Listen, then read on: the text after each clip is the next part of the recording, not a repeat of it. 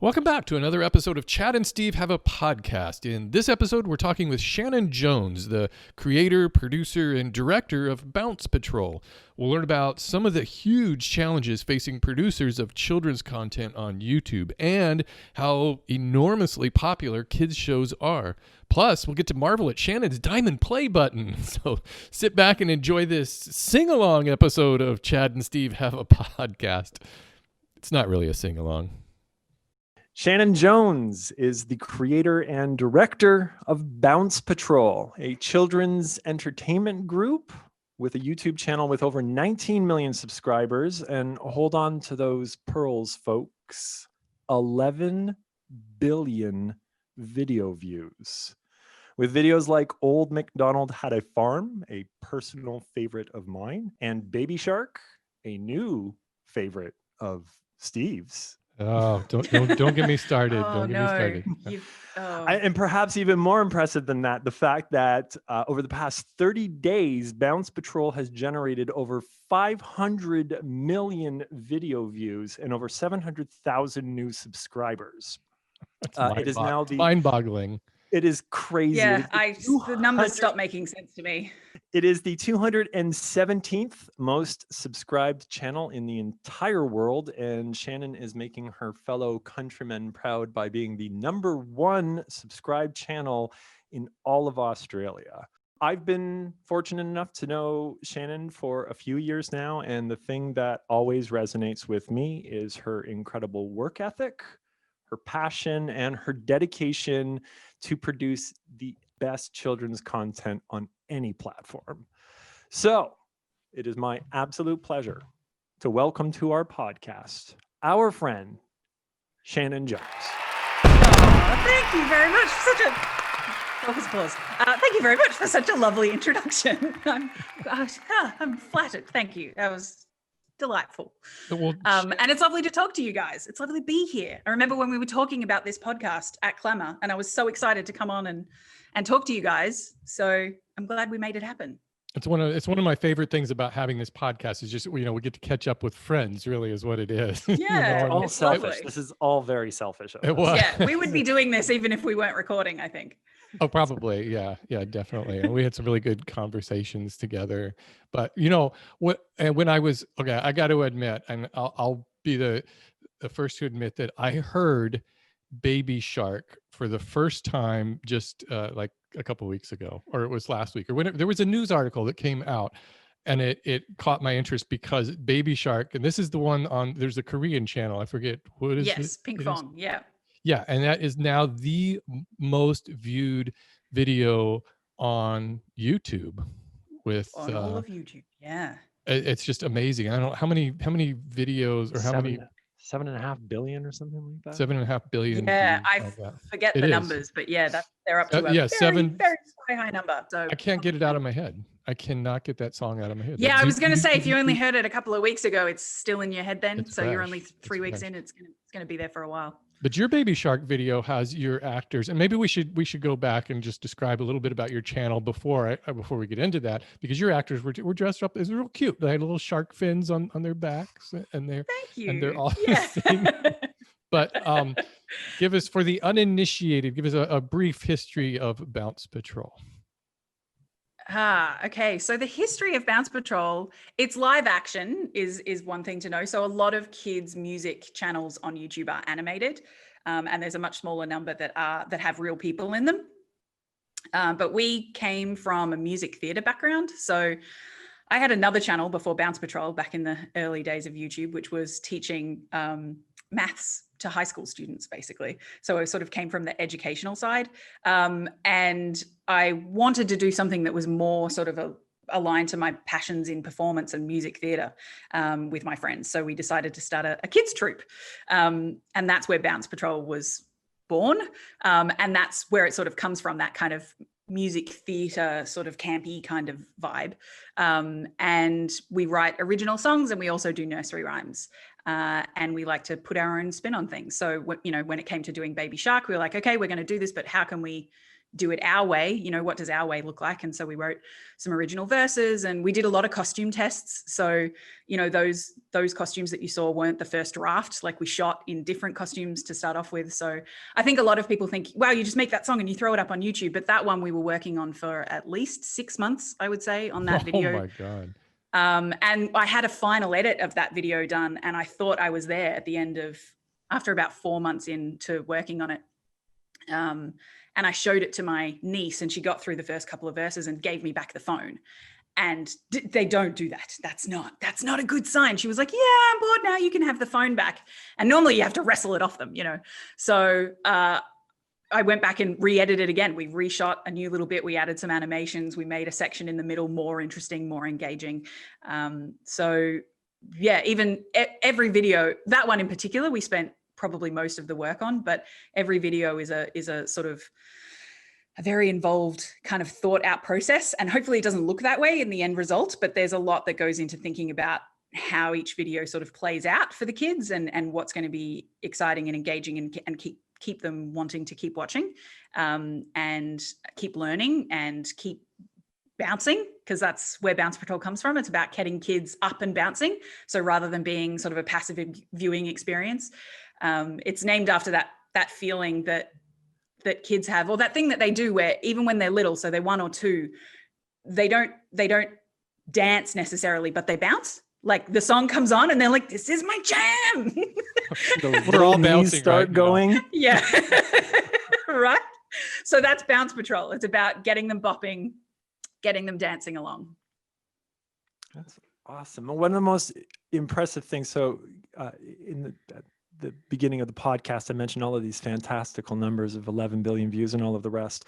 All of this is even made more impressive by the fact that you only have about 180 videos.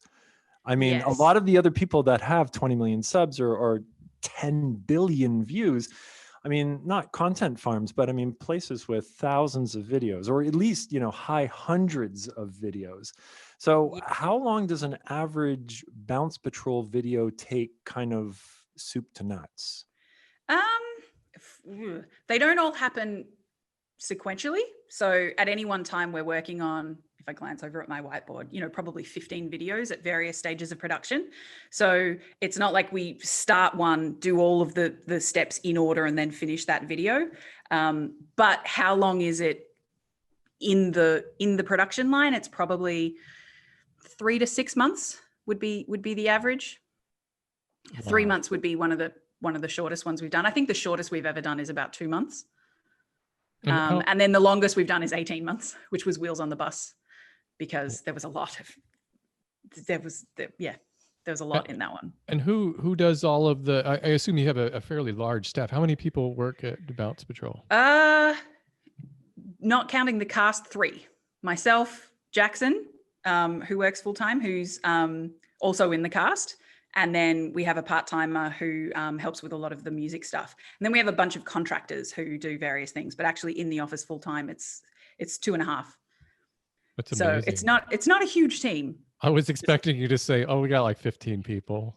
Yeah. So in a sense we do, because then we have songwriters, we have mixing engineers, we have music producers, we have our lovely illustrator who works, is a freelancer, but does a lot of work for us. We have animators, but those people are all sort of contractors all around the world as well. Right. I went to your website and I saw on the About Us page, there was a picture of you or some of the actors and a green screen and you and a camera, and it looked simple. It looked like this very simple, lean. I mean, that is the advantage of the YouTube platform. You don't need gaffers and people tape the cords and whatnot. I mean, we all trip over cords sometimes, but you are there directing it. You're also being the arranger and the whatnot. Yeah. So is it just basically this is Shannon's vision and it kind of falls in line? Pretty much, yeah. So I do. So from the early days, I did everything, and now I have more help with all the different components of it. But yeah, when it comes to a shoot day, if Jackson is in the cast, then I'm just the crew. Now we have myself and Jackson do it when it's the other 4 people filming. So yeah, I am the crew and the director, and the choreographer and the music director and the, you know, co-songwriter and all the things. That's amazing. You do it all. You do it all. Yeah, well, I love all the parts. It's really hard to want to let anything go. You know, I think as a lot of YouTubers have that mindset, you know, like if there was a part that you could drop because you weren't enjoying it, then I would, but everything is just delightful in different ways. So I get help with lots of different pieces now, and that's awesome, but I do still miss it when I don't get to do those things. So do you think this was your original vision of what Bounce Patrol was going to be when you started it? I mean, you probably didn't realize you were going to be getting these kind of numbers and be like the most popular channel on YouTube, but did you envision this is the look of it and how it was going to be presented? I mean, the look of it evolved. The first video that we shot wasn't on a green screen. So that's some other context I should have mentioned at the outset, is that all of our videos are filmed on green screen, and then we transport our live action characters into a animated, illustrated world. And that's all hand illustrated. Or digitally, but it's all original illustrations. So that isn't where we started. The very first video was shot outside. But what we found with that was it's really hard to coordinate everyone's schedule. B, you have to do it when the light is right. And that's really tricky because everyone else has, you know, other full-time jobs. So, you know, you can't sort of do it during the day. Most of our shooting was at night in the early days, and that's really hard outdoors. And yeah, just in terms of getting the shots without public in the background and all of that was really tricky outdoors. So from the second video, we said, let's try a green screen instead. And then it just made everything so much easier. So we continued down that path. I also have watched a lot of Wiggles, and further to your earlier points of seeing people try to do their things, watching the Wiggles YouTube channel is extraordinary because they'll be in boats, they'll be just like random places, and there's like people walking in the background. And I take it that wherever they end up shooting, people know and have seen enough Wiggles shoots to sometimes see a couple of colorful shirts running around randomly in a park. Like, oh, look, the Wiggles are shooting another YouTube. I just love their running gun approach where it's just like, we're doing it here. Yeah. I mean, I think they've been doing it a very long time. So they are like the masters at it, at children's entertainment. So yeah, I think their approach, but they also have a large team and you know, a full studio and everything. So they bring a lot of production value to it, as well as, so it looks run and gun, but it's also, they can pump out a lot of content, which is really helped them. And they mostly tour live though. So a lot of what they do is shows all through the year, whereas we don't perform live at all. So we're mainly focused on YouTube and music. So producing music for digital streaming platforms. So it's a sort of different approach that we take. Is performing live something you've considered? Yeah, it's something that we've considered. We had plans to do that in 2020, and then 2020 happened. Imagine what happened? Oh, haven't you heard? Have you heard? There was a thing. Yeah. So yeah, we shelved it. But yeah, I think for us, it's a different skill set. So being good at YouTube and being good at performing live. We used to perform live when we did music theater together. So it's something that we all want to get back to doing, but it will take us some time to be good at that. Because we spent, you know, the last 7-8 years honing our skills at making YouTube videos that are really going to entertain kids. And that's what our jam is now. And it's not necessarily live performance, but hopefully it will be again.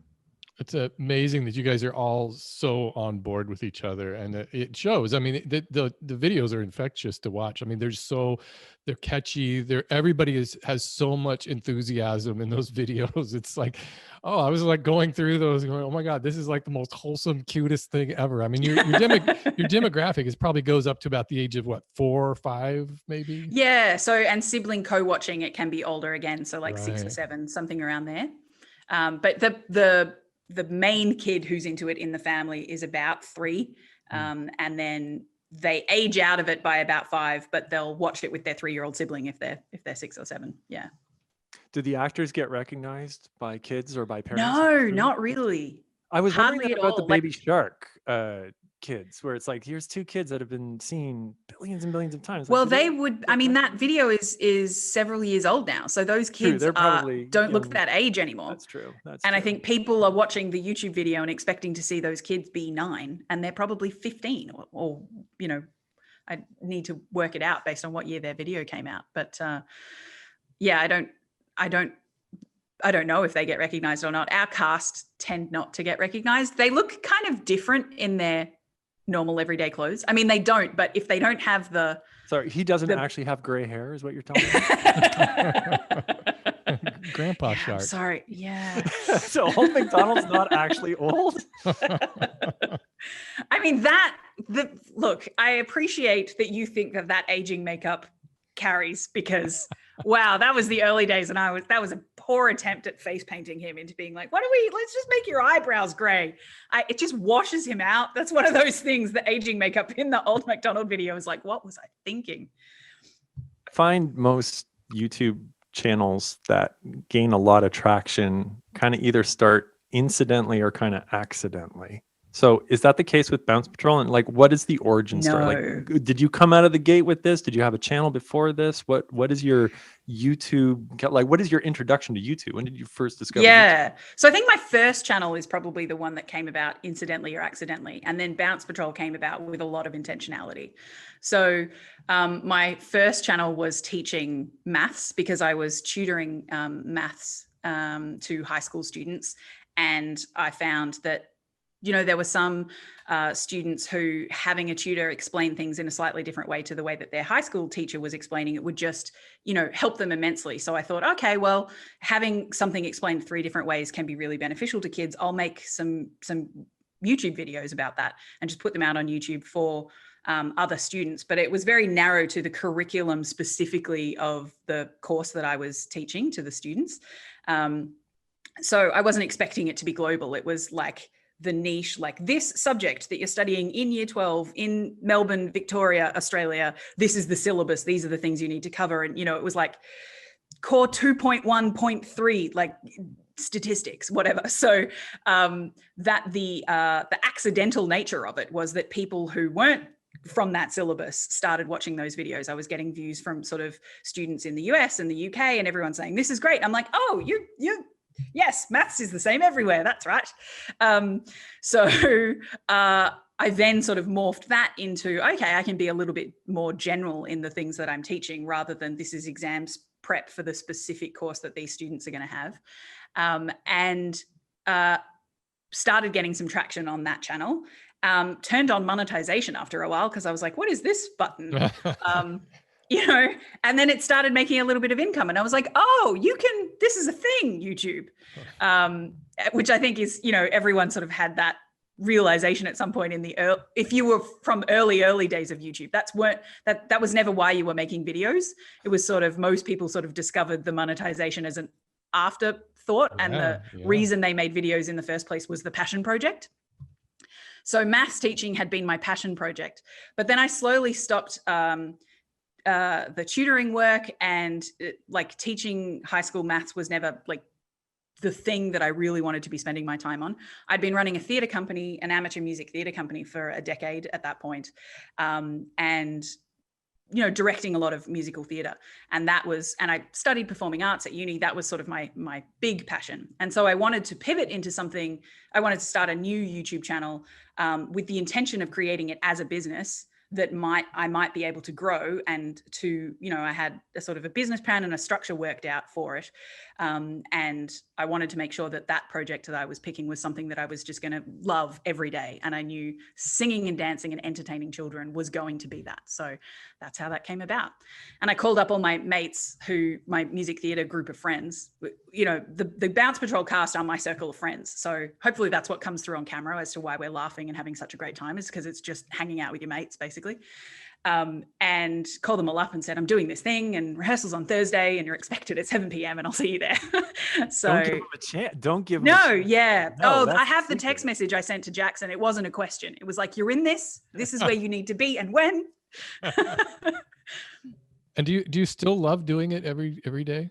Yes, I still love doing it every day. Absolutely. I need new challenges to keep me excited by it. I think there are different parts of it that are more exciting than others now. Like some things are sort of in the production line because now we've established a formula.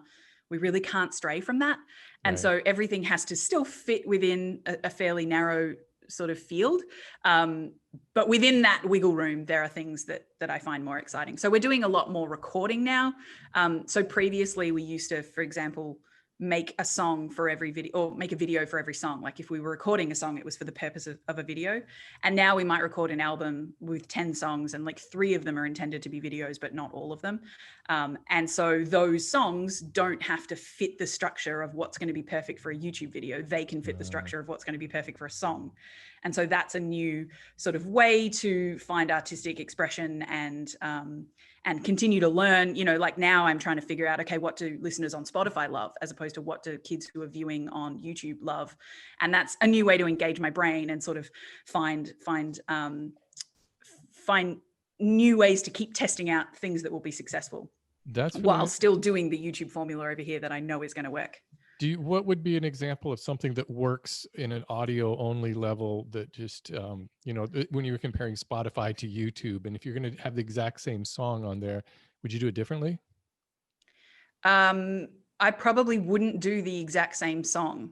Really? Like the song that is going to work on YouTube is not the same as the song that's going to work on Spotify. Like in some instances it is. Like Baby Shark is our biggest track on Spotify, the same as it's our biggest track on YouTube.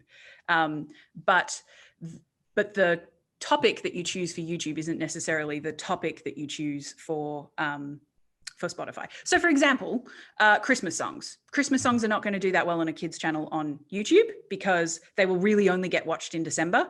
Right. But like Jingle Bells over on Spotify is the kind of thing that can really boost your channel because it'll get a lot of listens at Christmas time. So, you know, I'm trying to think of another example. There are songs that... Chad, you and I got to sing Jingle Bells on this podcast. No, I'm writing all of this down, by the way. The way that you write a song for YouTube is different than the way that you write a song for music platforms. I'm learning, and I haven't worked out all of those tricks yet. I have for YouTube. I know the things that are going to work for YouTube, but I haven't worked out, the way that those are different for Spotify. And, you've got to make the mistakes to learn. So you try something one way, it doesn't hit, and then you look at why, okay, that one didn't. So what was it about that one that didn't work versus this one that did work, and sort of see if you can work that out. So those sorts of things keep me interested and excited. But in terms of entertaining children, yes, I still love that every day. Can you explain, I'll bet you there's a lot of people listening to this that don't even know that YouTube Kids exists, that this is a separate app that runs separate from YouTube. And yet your videos are on YouTube, but they're also on YouTube Kids. And I'm a little confused on the distinction between these. Do you have to apply to be a part of, I assumed you have to be like handpicked to be on YouTube Kids so that it's curated and it's safe. And I don't, if you could give me a little insight on this whole division here and how that works. Yeah. So you can't upload to YouTube Kids. So the only way you can upload a video is to YouTube Main. And then some things will be selected to be also in YouTube Kids. So that's the first distinction. You can't create for YouTube Kids alone. Or a couple of, very large media companies can, but there's like Bounce Patrol. Yeah, no, like legacy media, like Sesame Street can, but not endemic creators. So generally speaking, everything on YouTube Kids has come through from YouTube Main. A lot of it is hand curated, but there is also an algorithm choosing that. So not everything has been handpicked, but the algorithm is really good at choosing what it knows is safe kids content. And then on top of that, there's another layer where parents can curate as well. So the parents are the one who log into the app, create a profile for their child, and then they can say, turn search on or off, select just just these 5 channels, these are the only things that my child can access, or just these videos, or just things that have been handpicked by the YouTube Kids team, or these, or, you know, the PBS curators, or whatever that happens to be. So parents have a lot of fine-grained control. If you're not using any of those controls and you just go with the default sort of YouTube Kids experience, it's algorithmically choosing things from YouTube main that it believes are safe kids content to put over there. Does it ever make a mistake on that and pick something? I mean, the that's media not? love to write a story about it when it does, and I'm sure. very occasionally in the early days it did make Yeah. a mistake, but it hasn't. I mean, a lot of journalists would love to find a mistake so that they could write a story about it, and they haven't found one for, you know, 12 months, 18 months. So it's very reliable these days.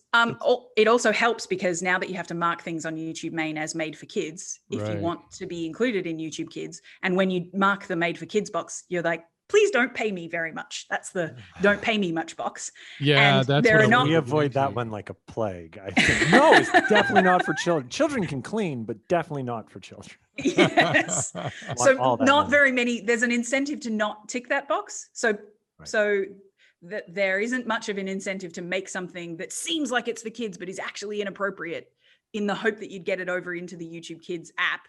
Because why would you do that? Because now you're not going to make very much money off it anyway. You know, like the incentives have Right. sort of worked to disincentivize that behavior. Do It you know, sounds do you like know they- how many Bounce Patrol videos are on the Kids app versus how many are on the Not channel? off the top of my head, but it'd be 50%, maybe something It's around about that. half. Okay. Yeah, And do those it's not everything. do those views count just like any other YouTube view? When someone's The watching? view figures do, yes, Yeah. but it's basically not monetized. So, So- and now is it monetized on? This is another thing that confuses me about children's content. Ever since there was kind of the big, I think that like Elsa Gate, wasn't it? Elsa Gate. It was the whole thing. Elsa That kind of, Gate. yeah. And that we don't want to go into that. But Well, and anyway, there was a big purge.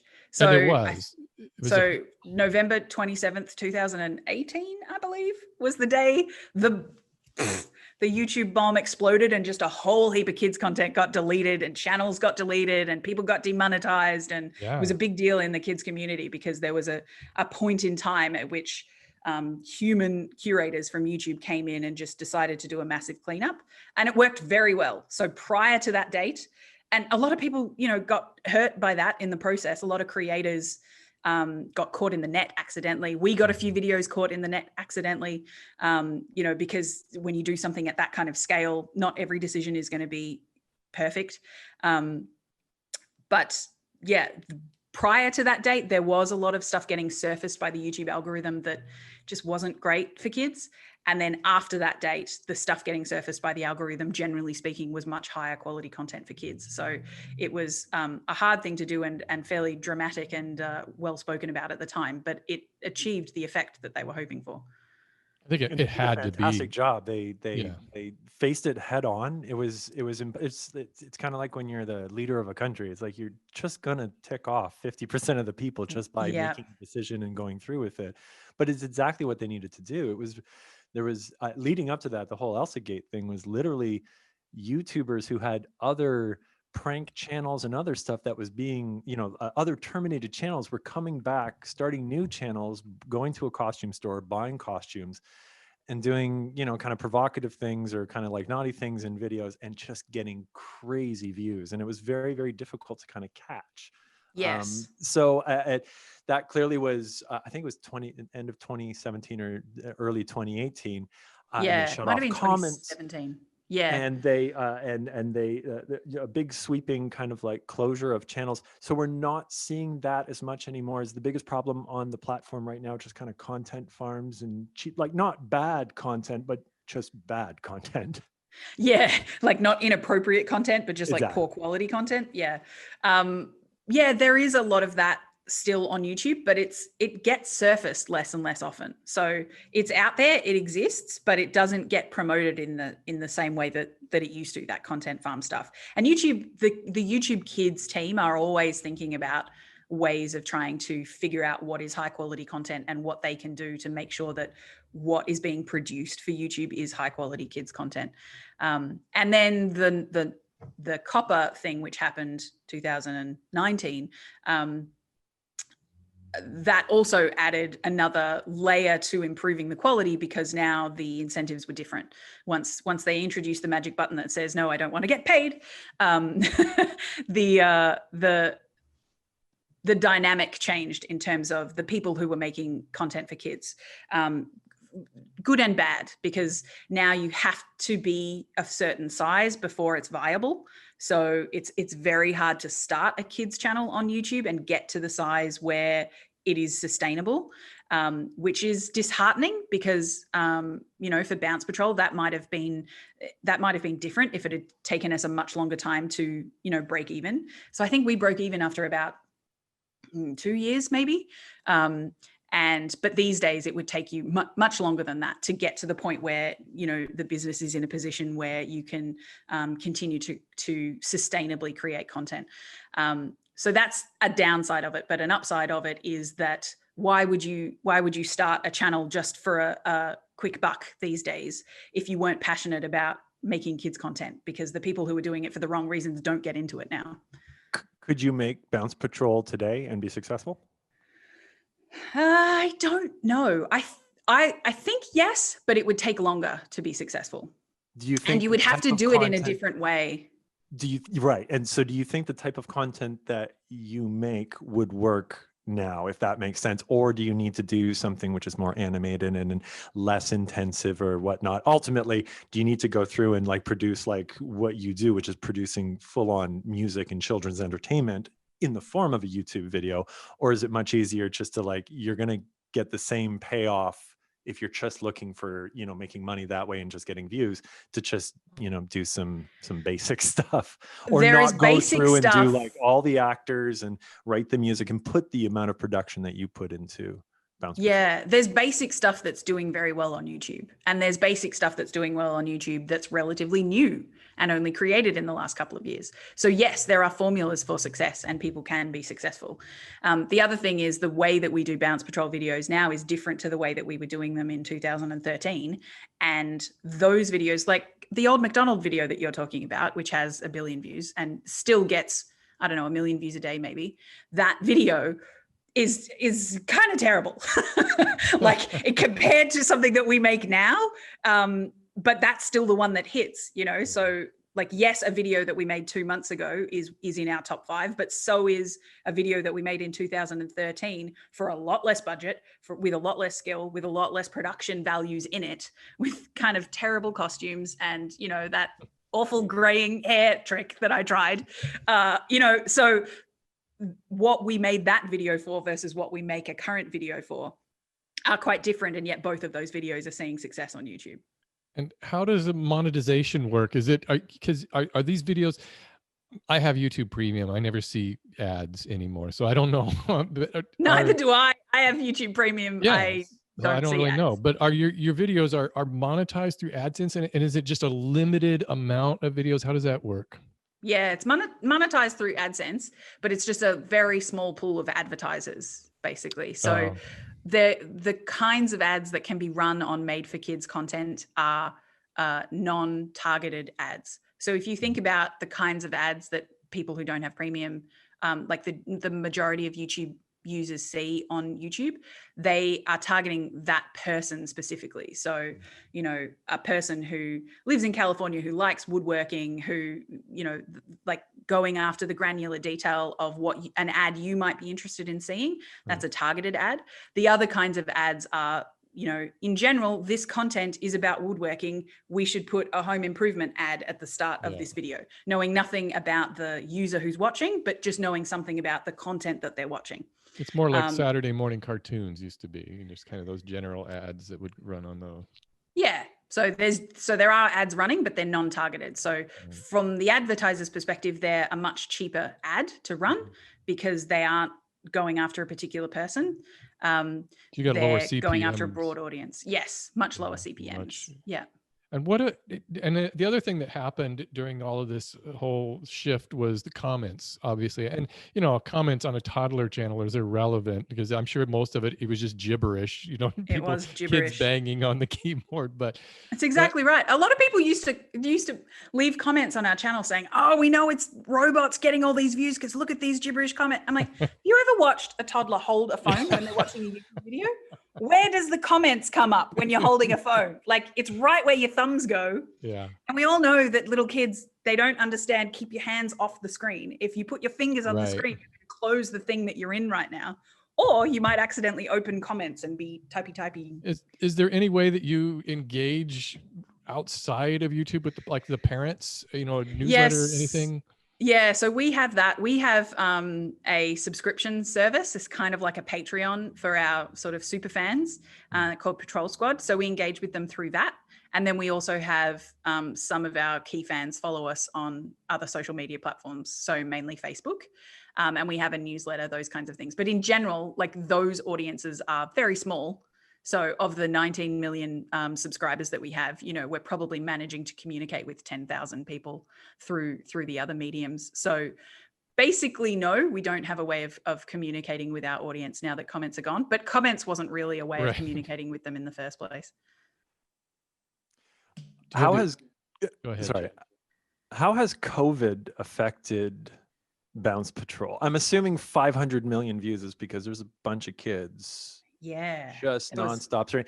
And I would love to know, what percentage of this is being thrown up onto the TV in the living room? Because I know it's only like 14% on our channel, or like 6% or 7%. I'm wondering if on a kid's channel, that all belongs on a TV.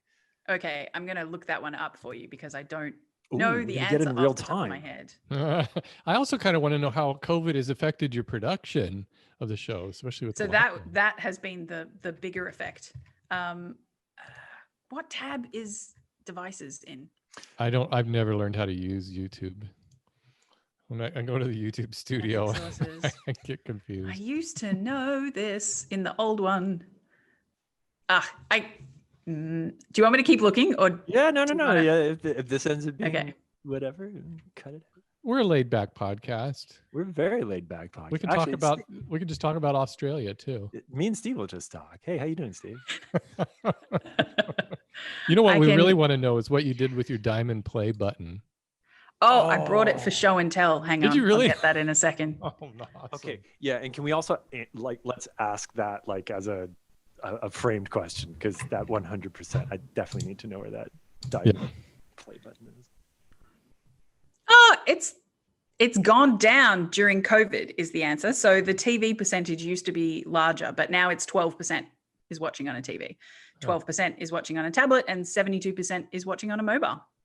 But those numbers have changed a bit in the last few months, because it used to be a little less on mobile phone, more on tablet and TV. That's just remarkable. And what about the production of the show during COVID? What have you been able to produce the show? No, we've been in a very strict lockdown in Melbourne for several months. So that has hurt our production. So we've been able to keep working behind the scenes on the pipeline of songs that are coming up. So working on songwriting and production, but we haven't been able to do recording or filming. So there were a couple of patches where we sort of half opened up from lockdown. And during those windows, we batch filmed a bunch of stuff while we were allowed to. And then when we went back into lockdown, we were sort of editing from home again. But yeah, generally the production has been very interrupted by COVID. So that's been a bit tricky this year. But we're open now. So we've been able to get back to filming, and we're sort of catching up on the things that we were sort of lagging on in our production pipeline. But the major way that COVID has affected us is that a lot more kids have been viewing YouTube because they've been at home, and we do some preschool education videos, and so those have been watched a lot more while families are doing education from home. So that's really helped our view numbers a lot. Shannon, where do you keep your diamond play button? On the mantelpiece is the answer, next to the other play buttons. But for this, I actually brought it along for show and tell, because I thought you might like to see it. Oh my God. That's amazing. Is that heavy? So there's Is it you in the reflection. Yes, it's very heavy. So it's a very heavy. substantial thing. It's not just like oh wow. Yeah, it's a really substantial thing. And in the note in the box that it came with, it says the company who manufactures them, and it's the same people who manufactures like the Emmy statuettes Wow. and like other, like it's a fancy awards place out of New York or something. So that's for 10 million subscribers. That is for 10 million subscribers. Yes. So when you get 20 million, do they send you a second one? You like stack them on top? I don't think that's how I think the next one is 50. Right. So I have to hang on for a couple more years. And then they had a special one for like PewDiePie when he had 100 million. Yeah, right? He got the bro fist. And is that what like it was? Ruby diamond like bro a fist. Red ruby. Yeah. Very cool. Very cool. But I think they have a Ruby 50 award now. That must have been like, because you get the message in your YouTube studio or whatever it is. You get a notification, or that's the way it used to be. Actually, your 100K plaque. No, we didn't. Is that one of these versions or one of the versions with the glass? Well, I have two. So I have one for our Spanish channel is the newer one, and the one for English, which we got in 2014, 15 is the old style. So our 10,000, our 100,000 and our million are the old style plaques. Yeah. And then we recently got one of the new silver ones for the Spanish channel when that passed 100,000. That's amazing. When it came, did you film yourself opening? Did you do an unboxing video? At least we didn't. We talked about it. We were like, what do we, should we film this as we're opening the case? Because it comes in a very fancy case, the diamond play button. But ultimately it's not really something our viewers are interested in. Probably wouldn't be, right. You know, like it's not like Riley really wouldn't care. Yeah. And Riley's very true. We took a couple of photos. We had a party though. We threw a big party when we Did you really? It was back in the days when you were allowed to have parties. Do you remember those? Nope. I don't remember anything like that. Those days are so... It was the end of 2019. Oh, good times. Back when you could have all sorts of people in a room together. Yeah, I remember when three of us could be in a room together talking up and late into the night. Each other and stuff. Those were the days. Those were the days. Yeah. What would you tell parents who have new kids watching YouTube? What is some advice you would have for them? Because I see this all the time. You go out and you see the kid in the stroller and he's just sitting there on the tablet or the phone, whatever. And it just seems like... I think one of the things that I would do is create a separate Google account that is the one that, because it's pretty easy in the YouTube app to just press the drop down and change accounts, switch accounts, which a lot of people don't do because they only have their one account. But if they are watching in your account, then the ads might be targeting you, and or the videos in the home feed might be targeting you and the things that you want to watch, which may or may not be appropriate for kids. Like if it's a trailer for a scary movie or something like that. That's one of the things that used to happen when targeted ads would turn on, like an ad for, I don't know, what's that movie with the crazy clown? It. Like a trailer for It might come on, and you definitely don't want your little one to see that. That's a lot improved now that videos have got the made for kids check marks on them, because generally the ads are a little bit more matched to made for kids content, but not always. But yeah, I would say start a separate account, and then all their recommendations are going to be for them. And you can subscribe to the channels that you know and trust are safe. And then, they can be looking at the subs feed and know that it's just the stuff that's from the channels that you're going to want to see if you're using YouTube main. And then the other piece of advice I would say is use YouTube Kids. Yeah. That is that's a safe place where everything is safe for kids, and it's curated in such a way that they can find new things but still be sort of within the bubble that they are locked into, and also they can navigate it quite easily. So there's a few things about YouTube Kids which are annoying, but hopefully they're always working on improving the app. So like as a parent, it's a bit of a bear to walk through it, and it's got a splash screen that you always have to go through, and it's just got things that make it it has friction to using it. So when your toddler is screaming, and if you're out and about somewhere and you're trying to give them something to quieten them down so that you can have this conversation that you need to have or something like that. In those instances, YouTube Kids is a bit tricky because it takes a bit of getting into. But what else would I suggest to parents? Co-watching.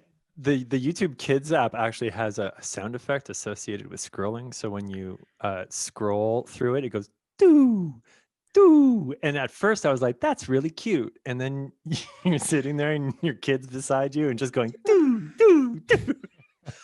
Nonstop. I don't know. Is there a way to disable that? 'Cause that's gotta go. Those are the things that I'm like, there are some things that are very annoying when someone is using YouTube Kids in the background. Because you hear the video, she'll be playing a video because she needs video, but you'll just hear do, do, do as she's scrolling through. For what the next one's going to be. Yeah. It's but it's always improving. So, and it's definitely safe. So that is a good way to, that is a good thing to use. But what else would I suggest? I think what I would suggest is watching the things that the kids are watching. So co-viewing and looking at the watch history, seeing the kinds of things that they're interested in so that you can have conversations with them about that. Like, oh, this you liked this video for this reason. That was interesting. They were talking about, how plants grow. So let's have a conversation about that. So you can turn it into something that's a dynamic conversation about what the content is, even when it's a positive thing, so that if the kids do ever come across something that's not a positive thing, then they might have a conversation with you about it as well, because they know that, we sometimes chat about the videos that we watch. And so this, we talked about the one that was about trees. Can we talk about the one that was about this other topic that was about this kid who seemed to be picking on the other kid and I didn't like it, So just making sure that you're continuing to have conversations with kids and building sort of healthy media habits as well. But it depends on the age of the kids, because now I'm talking about sort of older kids rather than preschool. So going back to that, thumbnail design is one of the most important things on the platform, period. But with a preschool kid who doesn't know how to read, you're taking the title aspect out of it. So the thumbnail ends up becoming, and watching Riley, like you say, because I do like to pay attention to kind of what catches her eye and why it does. Not only so I can do it because I'm fascinated by thumbnails because of what I do. Ultimately, let me just cut to the chase. Do you have a thumbnail routine, and how often do you go through and kind of like do an evaluation and like kind of run A/B tests and see what works? I don't run formal A/B tests, but I do, as in I don't use Tube Filter to do that. I was watching the podcast that you guys did earlier on where you were actually comparing your A/B tests and thinking, wow, that looks like an amazing tool. I might have to look into that. But I do A/B tests just in terms of put one up, see how it's performing, see what the real-time views are doing, see what the click-through rate is doing, and then swap it out for another one and see how that compares. And I've always, for every video at launch, I've usually designed maybe 6 to 10 thumbnails for it, and then sort of narrow down to the best one, launch with that, but then don't be shy to swap it out as needed. Because for a kid's video, it's all the thumbnail. Like that is entirely, for a preschool kids video, they're just choosing based on the picture. So they don't even know if it's music or a song or anything. They're just picking the poster that they like the best and tapping on that. So the thumbnail is critically important for. I think that was what was happening with these content farms who were creating this children's, and they would have these weird long strings of titles on the videos because they knew the kids weren't reading them. It was just to try to get these views, the algorithm to recognize it. And well, and the reason behind doing that isn't because the kids aren't going to see the title, right, but it's to be shown in the feed. So for the algorithm to surface that video because it thinks it's related to this one. But that's happening less and less now. So it's not so much that if they were watching Old MacDonald, then the algorithm will show them another Old MacDonald video. It does in a sense do that, but it is a little bit more sophisticated in looking at the watch signals. So if they tapped on a video because it had all the right keywords and a good thumbnail, but then they didn't watch it, then they clicked away after 10 seconds, the algorithm isn't going to surface it. So it is also in kids' content about keeping them watching throughout. And I tell you, keeping a 2-year-old's attention is harder than keeping a grown-up's attention. Isn't that the truth? What channels do you watch? What are your favorite YouTube channels? Oh, what are my favorite YouTube channels? Well, Chad and Steve have a podcast. Yes. Well, let's just stop there. Good answer. Woodworking for Mere Mortals, Clean My Space. I mean, oh, that's hard. Like I am a hardcore. I watch a lot of YouTube.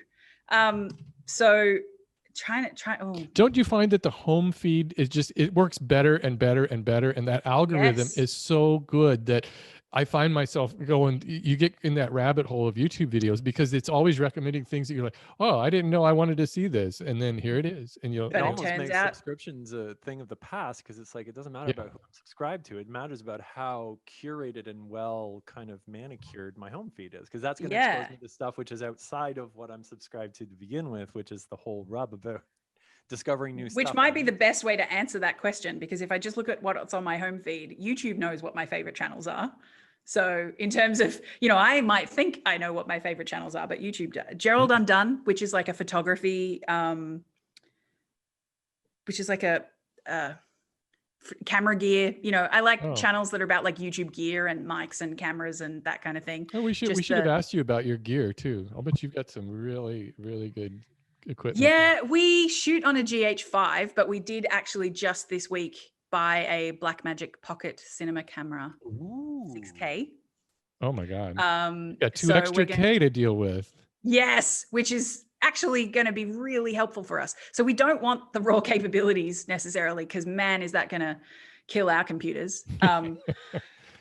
Even though they're pretty decent computers, but if you think about, we've got 5 individual shoots who are all in 4K, and then maybe 4 layers of background, which are all 4K.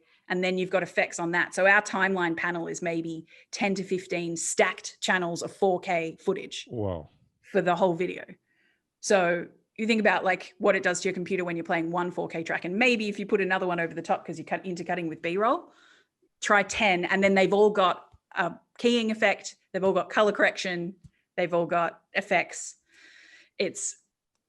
So moving our timeline to 6K is actually going to melt our computers. I'm expecting flames to come shooting out of it. Your 6-month production schedule, 5 months of that is just rendering. Yeah, exactly.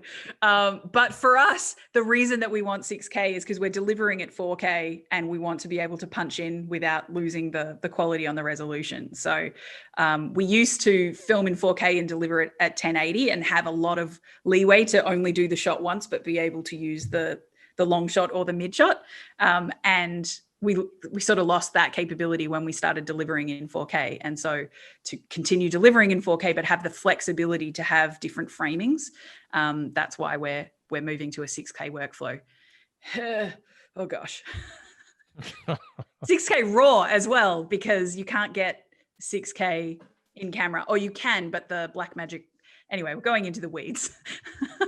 Are you still doing those like marathons where you just run a long stream of your videos, like live streaming your videos? No, we're not. So there are some channels that still do that. I know you tried after we had that conversation. Based on what, because I was talking to you about it. You were like, yeah, we just run a bunch of videos back to back. I'm like, hell, I'm going to try that. And so it was last Thanksgiving. Well, Thanksgiving in the US, that's actually this week. So it was a year ago. And yeah, that's what I did. I just went like, I ran my entire library of videos just back to back for it was like 3 days long. And how did you find it? What did viewers respond to it? Did it get any views? What was the effect? I don't know. It wasn't really worth it. It was kind of interesting to try it. It was a lot of work to get that all together, and it was kind of a learning curve for me to do that. But I think it was kind of interesting. It would have been better if I kind of misrepresented. I said it was going to be like a marathon, and I think people assumed that I would be coming in after each video and talking about it for 3 days straight, and I was like, oh, I gotta sleep. But and so I like recorded stuff of me introducing each video, and that took a lot of time. Oh, like every 7 to 10 minutes after a video, they were expecting to be like, oh, hey, wasn't that a good video? Now the next video. Right. Yeah. Which would have been really cool. I would have been just dead after 3 days of that. Well, if you've done all the legwork already, can't you just kind of run it again? Like, why don't you run it again? Yeah. Thanksgiving 3-day streamathon. Well, my hair would be totally different. That's true.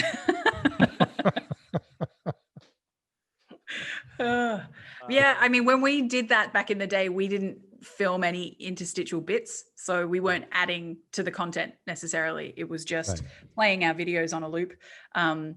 Because there are some parents who like to put that channel on because they know that there's no, particularly up if they're putting it on the TV. So there's no auto playing into videos from other channels. It's just auto playing. You know, it's kind of like having YouTube on autoplay, but it's just Bounce Patrol. It's like putting on a kids' TV station and knowing that everything that's going to come on, the next program that comes on, is also something that child likes.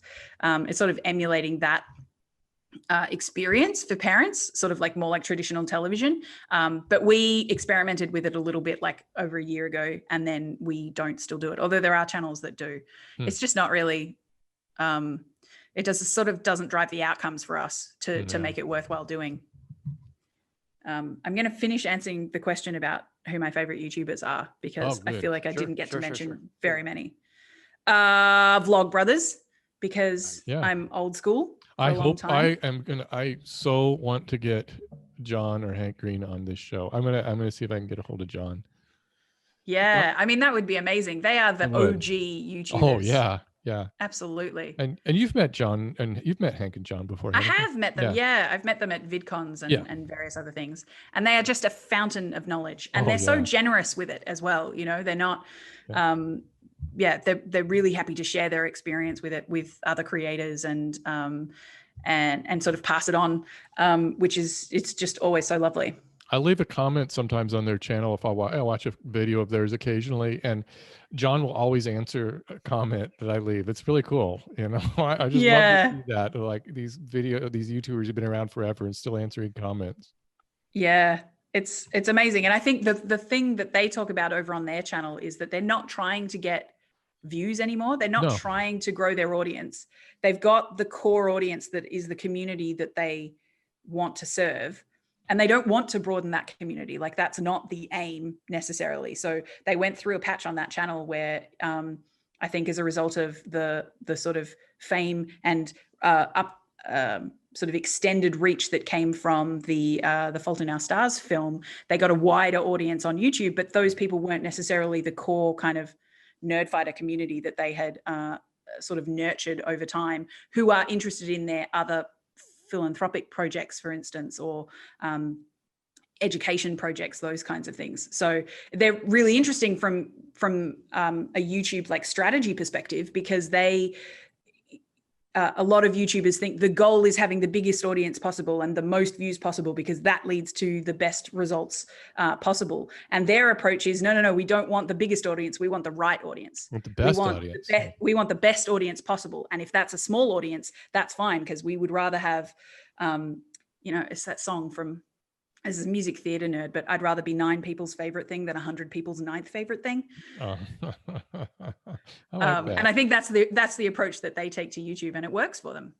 Yeah, that's a hard one to kind of get on board with when you're just everybody's so obsessed with subscribers. But I'm kind of at that place now, is I really am more interested in just having the audience that is really, really keyed into my videos and really enjoys watching them. I'm not really that concerned about those big numbers.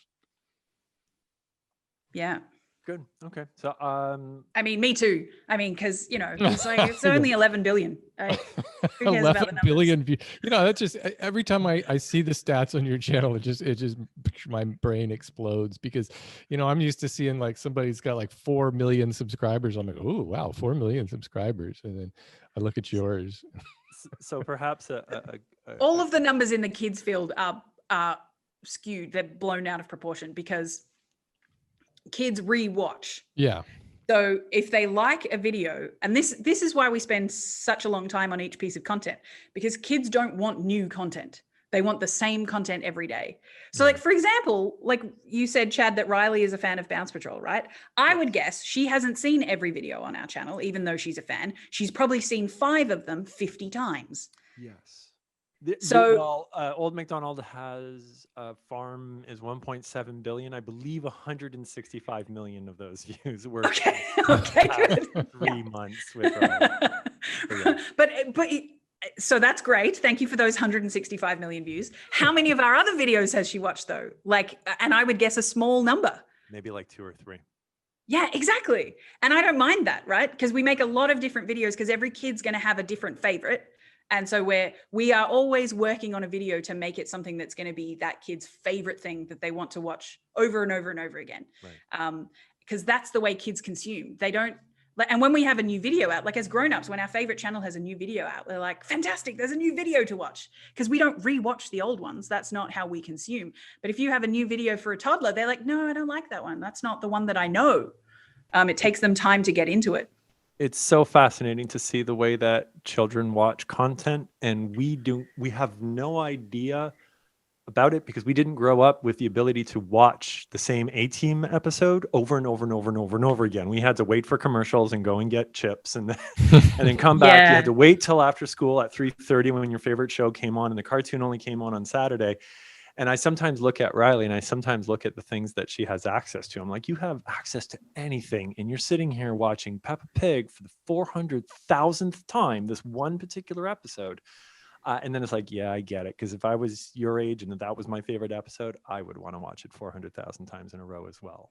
So yes. And I mean, I did that. I would tape things with a VCR off the telly and then watch the VCR over and over and over again when I was a kid. So, you know, I mean, I think that has been the way for some time. Yeah, kids thrive on repetition like that. They really do. They do. That's how they learn. That's how they learn. Yeah. Yeah.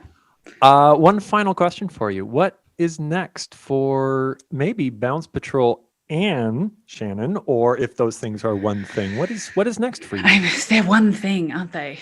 That's one of the things I need to get better at is separating those two things, because I think even when you're not the personality of the show, like for most YouTube creators, we know this, like the channel is our lives. It's very all consuming. So yeah, the next for me is getting better at separating those two things, which includes getting more of a team on board, getting more proceduralized in how we do things so that I'm not the bottleneck at every step because I'm involved in lots of different parts of the production process. And potentially getting back to the idea of doing a live show. But we'll see where the world goes in that direction, because I do think it'll be a long time before a big group of parents and kids all get together in a performance space and, you know, have a little mosh pit of 2-year-olds just snotting on each other. It seems like it's going to be a while away. But I think that I hope you get to the point where you can do that, because I think that you will be so satisfied to see all of those kids coming out to see these performers doing their thing. There's nothing like that, I'm sure, you know. Yes. To see that level of instant feedback has got to be, it'll be exciting for you. And I'm sure you'll make it happen. And that's one of the things we love most. Like parents will send us videos of their kids watching Bounce Patrol. And it's just delightful. Like they know all the moves and they just, you know, they do that bounce. Like, here comes my jam. They hear the intro music for our like logo sting and they're like, and that's just the best feeling. That just makes it all worthwhile. Well, I want to thank you also for being on our show. And this has just been a blast. I could go on talking for hours with you. Yeah. We'll have you back on. We'll have you back on sometime. We'll talk about something else. Sounds great. Thank you for having me. More into it was a bouncing. pleasure.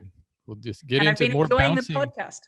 Oh, thank you. I'm glad you're listening to it. It was really, it's fun to see your comments over there on YouTube. And I want to remind everybody that if you are watching this on YouTube, leave us a comment. We like to hear your comments. And with that, I want to thank everybody for listening to the podcast. Don't forget to subscribe to us over on Spotify, Apple Music, or wherever you get your podcasts. Thanks for listening, everybody. Do that last line one more time. Scene. Do that last line one more time.